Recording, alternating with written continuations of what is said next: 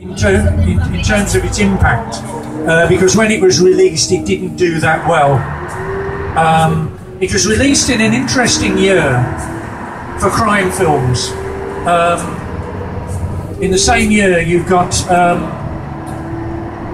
Dirty Harry, you've got French Connection, and you've got Get Carter, and you've got a very interesting film with Richard Burton called Villain, which was written by Dick Clement and Ian LaFrennais.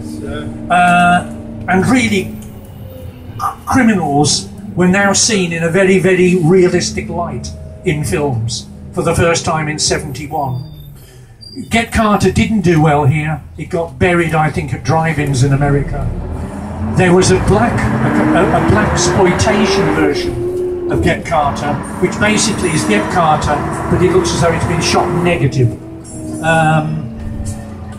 You can't get it even on DVD. It's called Hitman. And then, of course, there was an appalling remake featuring, strangely enough, Michael Caine, who re-emerged from the dead, Sylvester Stallone and Alan Cumming. Though to his credit, Sylvester Stallone, I believe, did support the campaign to retain the car park here. But obviously even Sly wasn't powerful enough to prevent its demolition. We're now heading towards the beginning of the Tyne Bridge in Gateshead. Just as we get onto the Tyne Bridge, just as we approach it, look to the left where the central bar is, which is an amazing, as you know, coffin-shaped or sort of wedge-shaped building. That street appears in Women in Love by Ken Russell.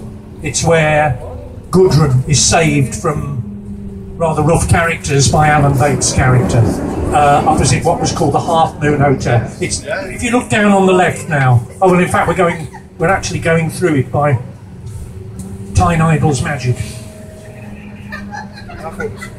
Building on the left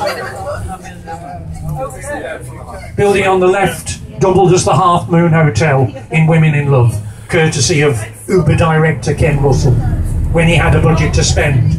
Right, the flats on the left feature in a movie filmed 5 years ago with Melanie Hill and James Bolam, a film called Unconditional.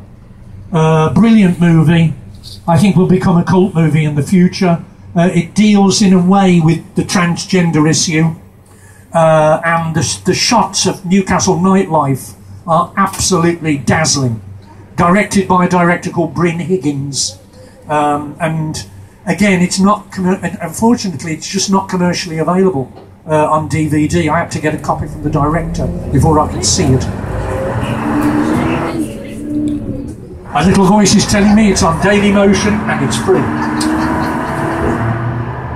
Okay, well, over to Mr. Daniel Craig in a very ill-fitting wig and glasses as he crosses the Tyne Bridge. You know what's coming next.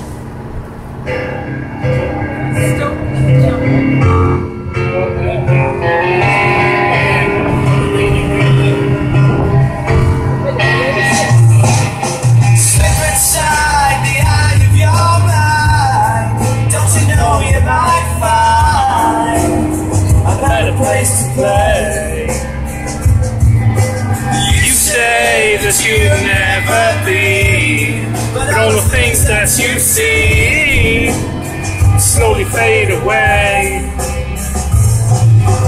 So I start a revolution from my bed, because you said the brains I had went too high.